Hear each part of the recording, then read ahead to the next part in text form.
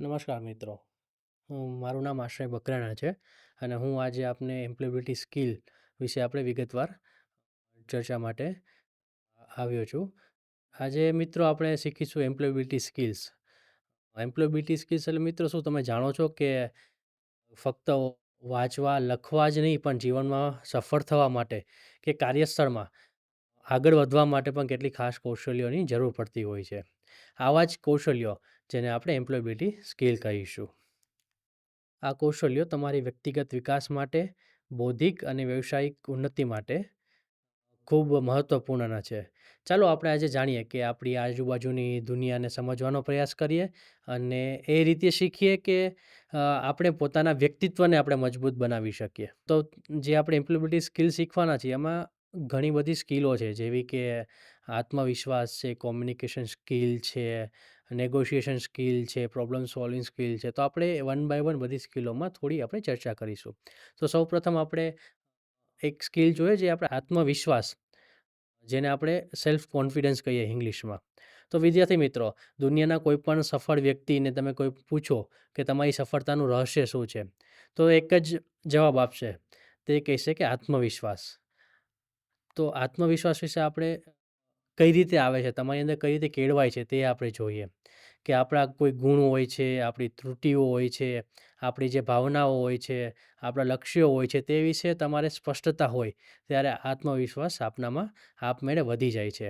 તો ચલો આપણે એક ઉપાય કરીએ કે દરરોજ તમારી એક ડાયરીમાં લખો કે આજે તમે શું સારું કર્યું છે, કઈ નવી વાત આજે તમે શીખી છે અને કયો તમારી અંદર ગુણ સુધારવાની જરૂર છે, કઈ ખામીઓ છે તેના વિશે તમે રોજે લખો. તો તેના દ્વારા આપનો આત્મવિશ્વાસ વધુ મજબૂત બનશે. પછી આગળ એક બીજી સ્કિલ આવે છે કે સેલ્ફ મોટિવેશન, આત્મપ્રેરણા જેને આપણે ગુજરાતીમાં કહીએ. તો મોટિવેશન એટલે કે બહારથી મળતી પ્રેરણા નહીં, પણ અંદરથી આવતા સંકેતો કે જે તમારા સપનાનું કારણ પણ હોઈ શકે. તમે આગળ ભવિષ્યમાં સફળતાનું પણ કારણ હોઈ શકે. એ તમારે જાતે નક્કી કરવાનું છે મિત્રો. વિદ્યાર્થી જીવનમાં પરીક્ષાનું દબાણ, અસફળતાનું ભારણ પણ હોય છે. પરંતુ જો અંદરથી મનને મજબૂત બનાવવું હોય તો દરેક પ્રકારને તમે વિજય મેળવી શકો છો. તો આપણે એક કાર્ય કરીએ કે રોજ સવારે ઉઠી અને તમે તમારા જે લક્ષ્ય છે, તમારે જે બનવું છે, કોઈને ડૉક્ટર બનવું હોય છે, કોઈને એન્જિનિયર બનવું હોય છે, કોઈને વૈજ્ઞાનિક બનવું છે, તો એ તમે બોલો કે હું સફળ થઈશ. હું આ કામ કરવા માટે જેટલી પણ મહેનત કરવી પડે એ હું કરીશ. હું ડૉક્ટર બનીને જ રહીશ.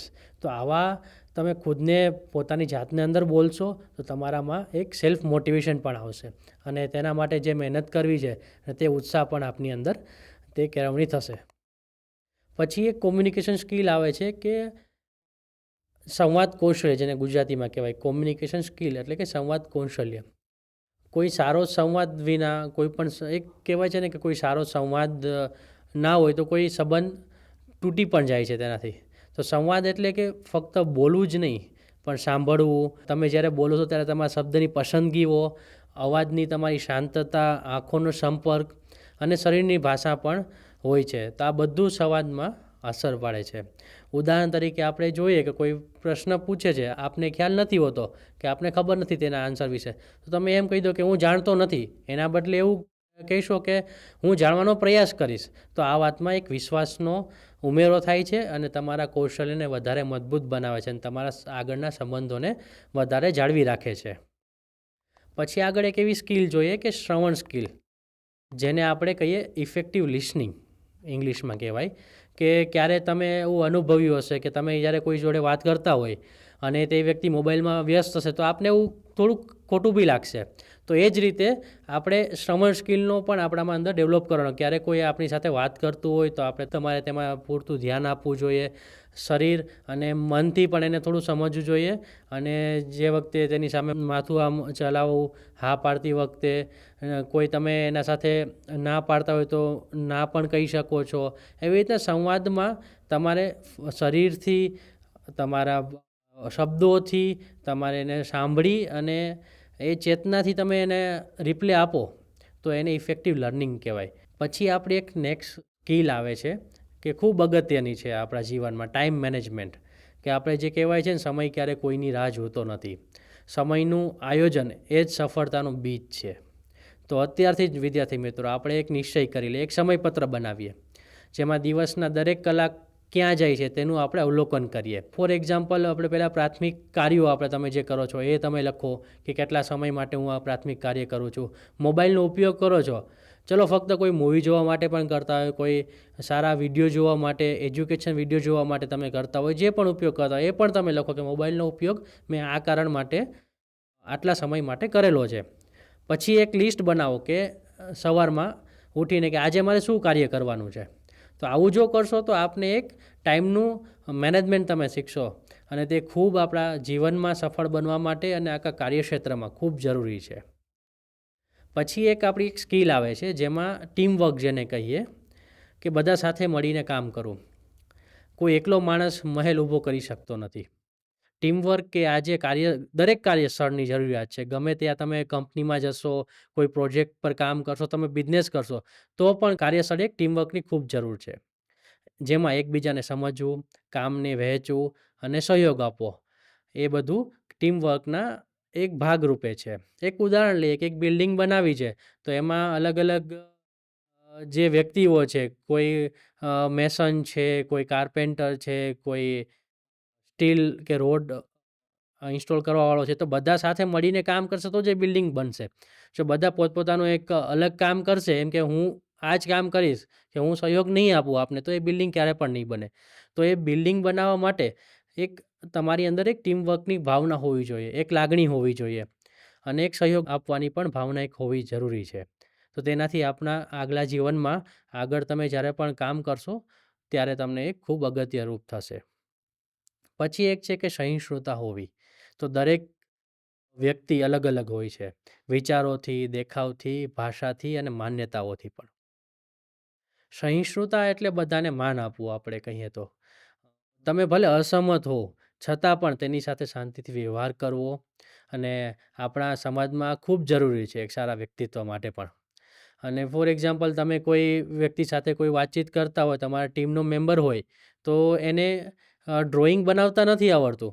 એમાં એની કુશળતા નથી, પણ એની કુશળતા કલર સિલેક્શનમાં છે, કલર પૂરવામાં છે. તો તમે ડ્રોઈંગ બનાવતી વખતે તમે એને સહયોગ આપો, તમે એને મદદ કરો અને એની જે કુશળતા છે કલર બનાવવાની, તો કલર પૂરવામાં એની કુશળતાનો ઉપયોગ કરો. તો આવી રીતના બધા સાથે મળી અને બધાના સહયોગ આપી અને આપણે કામ કરશું તો આગળ ભવિષ્યમાં તમને પણ ખૂબ મદદરૂપ રહેશે. પછી એક આપણી એક સ્કિલ છે જે પ્રોબ્લેમ સોલ્વિંગ, જેને કહેવાય સમસ્યાનો ઉકેલનું કૌશલ્ય.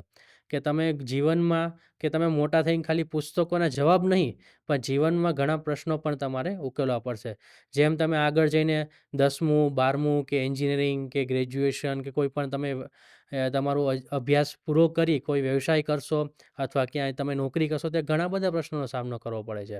તો એ પ્રશ્ન ઉકેલવા માટે શાંત મને એને પહેલાં સમજો શું પ્રશ્ન છે, પછી એના આસપાસની માહિતી એકઠી કરો, તેના અલગ અલગ વિકલ્પો શોધો અને યોગ્ય નિર્ણય લો. તો એ કૌશલ્ય છે ખૂબ અગત્યનું છે સમસ્યાનો ઉકેલ કરવો. પછી આપણે એક જોઈએ કે વ્યવસાયિક આરોગ્ય અને સુરક્ષા વિશે, કે આપણે જ્યારે તમે લોકો વ્યવસાયલક્ષી શિક્ષણ લઈ રહ્યા છો, તેમાં તમારા આસપાસ તમારી લેબમાં કે કોઈ પણ જગ્યાએ સુરક્ષા અને સ્વચ્છતા ખૂબ જરૂરી છે.